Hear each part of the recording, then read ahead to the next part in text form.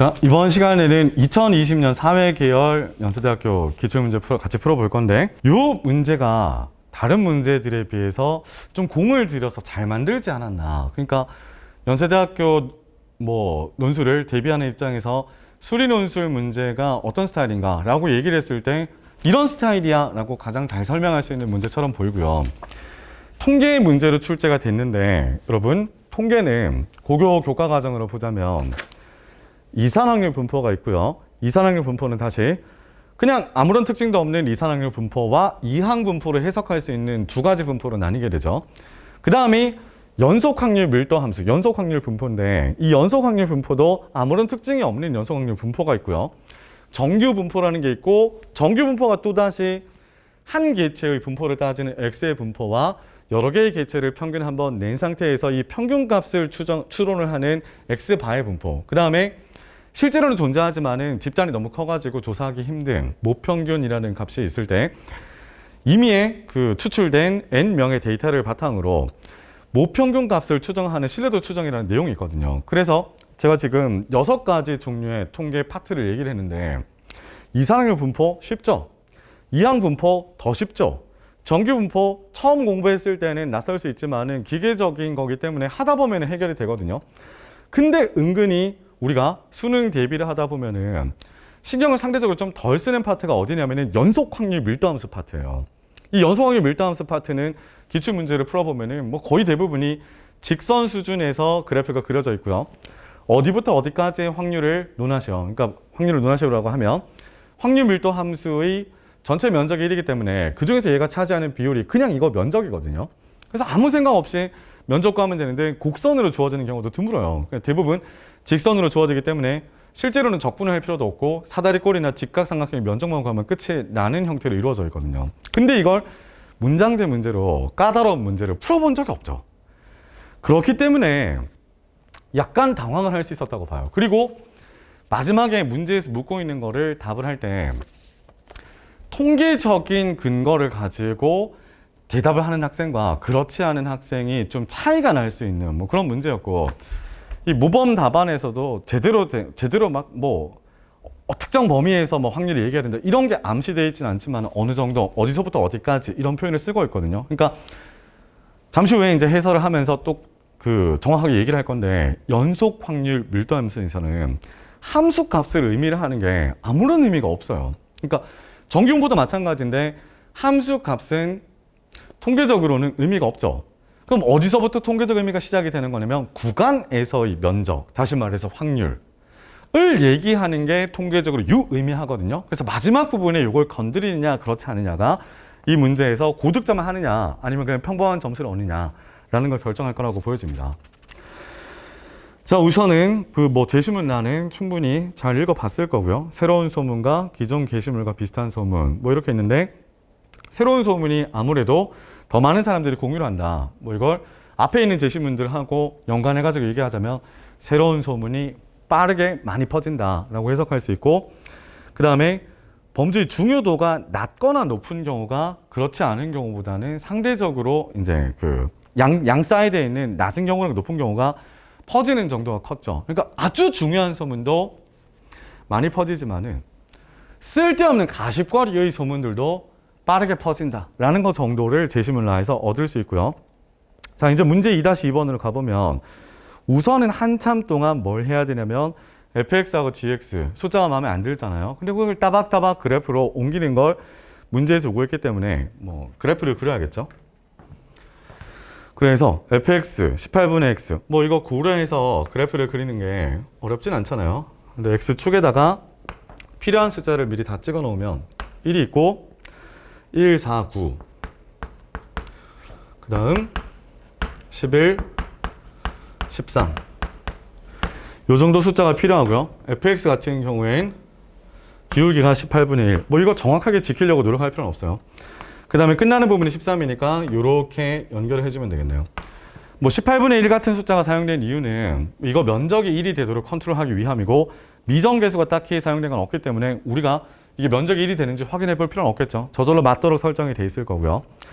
그 다음에 gx 같은 경우 1부터 9까지 40분의 x 40분의 x면은 18분의 x보다는 조금 완만한 편이죠. 근데 경계값만 조금 조사를 해보자면 4를 집어넣었을 때 값이 18분의 4 빼기 18분의 1, 6분의 1이죠. 요때 함수값만 살짝 적자면 요때 함수값이 6분의 1이에요. 통계적으로는 의미는 없어요. 근데 gx 같은 경우 9를 집어넣었을 때 40분의 9 빼기 40분의 1, 40분의 8 약분하면 5분의 1이 되죠. 그럼 6분의 1보다 5분의 1이 어쨌든 좀 크니까 실제 그래프를 그릴 때 요거랑 비교해서 누가 더 높이 있는가는 명확하게 표시를 해주는 게 좋아요. 그래서 조금 높은 부분에 점을 찍어놓고 연결을 하고 gx는 11까지만 정의가 돼 있고 나머지 부분은 상수함수로 그냥 이렇게 쭉 0으로서 뭐 이렇게 설정이 돼 있죠. 이 부분이 y 이퀄 5분의 1입니다. 그 다음 왼쪽 그래프가 fx고요. 오른쪽 그래프가 gx고. 자, 그래서 뭐 수리적인 부분은 사실 이게 끝이죠. 지금부터는 이제 해석을 하는 건데 이 데이터를 바탕으로 참인 소문과 거짓인 소문이 어떻게 다르게 확산되는지 설명하시오. 그리고 이를 제시문가에 나타난 소문의 확산의 관점과 비교하시오 라고 했는데, 자, 느낌은 다들 있을 거예요. gx는 거짓인 소문이고요. fx는 참인 소문이거든요. 그러면 딱 봐도 상대적으로 더 많은 사람이 공유한, 더 많은 사람이 공유한 쪽이 참인 소문 쪽은요. 대체로 뭐 이게 단위가 100명인데 100명에서 400명, 500명 요 정도 선에서 공유한 비율이 좀 높다라고 볼 수 있고요. 거짓인 소문인 경우 900명, 1000명, 1100명 요런 뭐 되게 많은 숫자가 공유한 쪽이 비율이 높잖아요. 그러니까 느낌은 있을 거예요. 거짓인 소문이 훨씬 더 많은 사람들이 공유를 한다. 그럼 제시문가로 가보면은 제시문가에 이제 여기에 이제 매칭시켜가지고 쓰기 좋은 문장이 6번째 줄에 있거든요. 6번째 줄에 가운데에 보면 꾸며내는 재주를 부린 소식일수록 더 널리 퍼지게 되어 있다. 딱 여기 매칭이 되는 문장이죠. 거기다 줄 쳐주세요. 꾸며내는 재주를 부린 6번째 줄 가운데 부분에 있어요. 소식일수록 더 널리 퍼지게 마련이다.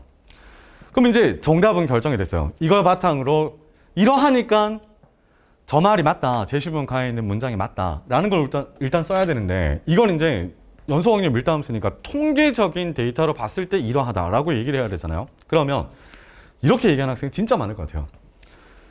최고점이 맥시멈 값이 fx의 최고값은 4일 때 6분의 1이고 gx의 그러니까 맥시멈 값은 9일 때 5분의 1이다. 그러면 가장 많은 수의 많은 사람들이 공유했을 때가 참인 소문은 400명일 때고 거짓인 소문은 900명일 때이므로 거짓인 소문을 더 많이 퍼뜨린다는 제시문가의 관점이 맞다라고 설명하는 학생들이 진짜 많을 것 같은데 점수를 아예 못 받지는 않았을 것 같아요. 어느 정도 점수를 주긴 했겠지만은 그런 거는 통계적인 문장이 아니에요. 연소확률 밀도함수이기 때문에 이렇게라도 써줘야 돼요. 1부터 5까지 라고 하든가 아니면 이게 교점이 정확히 구해지진 않은데 뭐 알파라고 주면은 1부터 알파까지의 비율과 알파부터 11까지의 비율이 각각 fx하고 gx에서 상대적으로 많은 비율을 차지하는 부분인데 fx는 1부터 알파까지가 많은 사람들이 공유한 영역이고 공유한 그 인원수인 거고 거짓인 소문은 알파부터 11까지가 더 많은 사람들이 그 알파 얘기하기 불편하네요. 알파 곱하기 100명부터 1100명까지가 거짓인 소문을 공유한 사람들의 비율이 가장 높았던 구간이다. 그러니까 이걸로 봤을 때 거짓인 소문이 더 많이 퍼진다. 이렇게 구간으로서 얘기를 해줘야지 통계적인 얘기를 한 게 되는 거예요. 그래서 제가 이걸 그러니까 그 연세대학교에서 제시한 모범 답안을 봐도 요 정도로만 쓰여져 있는데 좀 더 수학적인 관점에서 답을 쓰려면 어떤 게 베스트일까 생각해 봤는데 무조건 이렇게 하라는 얘기는 아니에요. 근데 저라면은 시험장에 가서 요 정도를 써줬을 것 같은데 이렇게 설계를 하는 방법도 있어요. 그러니까 P fx를 확률 변수 x라고 주고요. gx를 확률 변수 y라고 주면은 P n 요 정도 끼를 부리는 거죠. 말하자면 n 플러스 1. 그 다음에 P 마찬가지로 n y n 플러스 1. 이런 다음에 1부터 시작하고 있으니까 n 자리에는 1부터 12까지의 숫자를 집어넣을 수 있겠죠. 그럼 이제 한 칸씩 잘라서 얘기를 한다는 건데 이렇게 얘기를 했을 때 뭐 fx 같은 경우엔 뭐 여기서부터 구간을 1로 잡은 거니까 여기서부터 여기까지가 다른 거에 비해서 면적이 높죠. 구간 길이를 1로 잡았을 때 가장 면적이 큰 부분은 이 부분이 될 거고요. 요 gx 같은 경우에는 구간 길이 1로 잡았을 때 가장 면적이 큰 부분은 당연히 8.5일 때 이 부분이 되겠죠. 이렇게 대답을 하는 방법도 있어요. 그러니까 요 값이 최대가 되는 순간이 x 같은 경우에는 3.5고요. 그 다음 y 같은 경우에는 8.5니까 이걸로 봤을 때 거짓인 소문 쪽이 아무래도 더 많은 수의 사람들이 공유한 비율이 뭐 더 많은 수가 더 많은 말하기 힘든데 더 많은 수의 인원이 공유를 한 쪽이 비율이 가장 높았다. 뭐 그런 식으로 대답을 해주면은 함수 값을 가지고 얘기하는 것보다는 좀 더 통계적인 근거를 가지고 얘기하는 셈이 되는 겁니다. 자, 그래서 요것도 차이가 날 수 있지만 이것보다 더 중요한 부분이 여기에요. 여기. 이거는 아마도 쓴 학생 비율이 그렇게 높아 보이진 않아요. 왜냐하면 연세대학교의 이런 형태의 논술 시험이 첫 번째로 치러진 거기 때문에 뭔가 숨어있는 요소까지 꼼꼼하게 봐야 된다라는 거를 모르는 상태에서 시험을 봤겠죠. 그럼 얘를 건드리는 학생은 많지는 않을 것 같은데 이게 무엇을 의미하는가? 거짓인 소문은 극단적으로 많은 인원이 공유를 한 경우는 없는 거예요. 근데 어쨌든 간에 참인 소문은 극단적으로 많은 인원이 공유를 한 경우가 있다는 거죠. 그러면 1100명에서 1300명 요 사이에 아주 많은 인원이 공유한 사실은 거짓인 소문은 없는 거죠. 다시 말해 모두가 알고 있고 널리 퍼져 있는 소문들은 대부분 참인 소문이라는 얘기인 거예요. 거짓인 소문이 없으니까. 자, 그런데 제시문가의 9번째 줄의 마지막 부분에 보면은요. 모두가 알고 다들 참이라고 믿는 소문이라도 그것이 과연 참인지 어찌 알겠는가 라는 약간 부정적인 문장이 있어요. 그 문장을 이 부분하고 매칭을 시켜보면은 그 문장은 통계적인 관점에서 봤을 때는 틀린 문장이 되는 거죠. 그래서 예를 짚어주는 거예요. 문장으로 쓰자면 이 데이터에서 1100명부터 1300명까지 이렇게 항상 구간으로 얘기해야 돼요.